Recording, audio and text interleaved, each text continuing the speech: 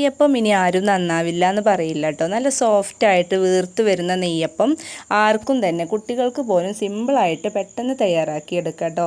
ശർക്കര ചേർക്കുന്ന രീതി ഒന്ന് മാറ്റി പിടിച്ചാൽ മതി. അപ്പോൾ ശർക്കര എങ്ങനെയാണ് ചേർക്കേണ്ടതെന്ന് പറഞ്ഞുതരാം കേട്ടോ. ആദ്യം പച്ചരി മാത്രം ഒന്ന് നന്നായിട്ട് ഒരു 2-3 സ്പൂണ് വെള്ളം ചേർത്തിട്ട് അരച്ചെടുക്കുകയാണ് കേട്ടോ ചെയ്യുന്നത്. ശർക്കര ചേർക്കാതെയാണ് പച്ചരി അരച്ചെടുക്കേണ്ടത് കേട്ടോ. 2-3 സ്പൂൺ വെള്ളം മാത്രം ചേർത്തിട്ട് അരച്ചെടുത്താൽ മതി. അല്ലെങ്കിൽ പിന്നെ ശർക്കര ചേർക്കുമ്പോൾ മാവ് നന്നായിട്ട് ലൂസായി പോകും. അതിനുശേഷം ശർക്കര നന്നായിട്ട് തിളപ്പിക്കുകയാണ് കേട്ടോ. ശർക്കര തിളപ്പിച്ചിട്ട് ചൂടുള്ള ശർക്കര വെള്ളം മൈദയിലോട്ട് ഒഴിച്ചിട്ട് മിക്സാക്കി കൊടുക്കുകയാണ് കേട്ടോ ചെയ്യുന്നത്. മൈദയും ശർക്കര വെള്ളം ചേർക്കുമ്പോൾ മൈദ നന്നായിട്ട് പെട്ടെന്ന് ഇളക്കി കൊടുക്കണം കേട്ടോ. അല്ലെങ്കിൽ മൈദ അതിൽ വെന്ത് പോകാനുള്ള ചാൻസ് ഉണ്ട് കേട്ടോ. എന്നിട്ട് ആ മൈദയും ശർക്കരയും പാടെ ചേർത്ത് മിക്സ് നമ്മൾ ഈ അരച്ച് വെച്ച മാവിലോട്ട് ഒന്ന് ഒഴിച്ചു കൊടുത്താൽ മതി, ചെറു ചൂടോടെ തന്നെ കേട്ടോ.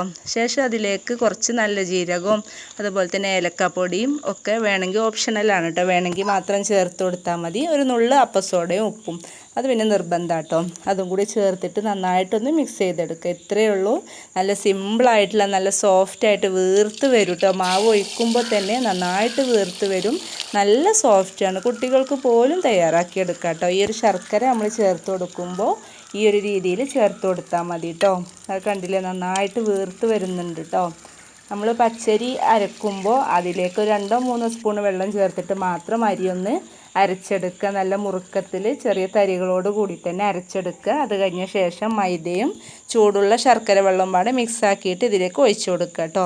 നല്ല സോഫ്റ്റായിട്ടുള്ള വീർത്ത് വരുന്ന നെയ്യപ്പം ഉണ്ടാക്കാനായിട്ടുള്ളൊരു ട്രിക്ക് എന്ന് പറയുന്നത് ഇതാണ്. നല്ല സോഫ്റ്റ് ആവട്ടോ, പിറ്റേ ദിവസത്തേക്ക് പോലും സോഫ്റ്റ് ആയിട്ടിരിക്കും. അപ്പോൾ ഇഷ്ടപ്പെട്ടാൽ ലൈക്ക് ചെയ്യുക, ഷെയർ ചെയ്യുക, സബ്സ്ക്രൈബ് ചെയ്യുക. Thanks for watching.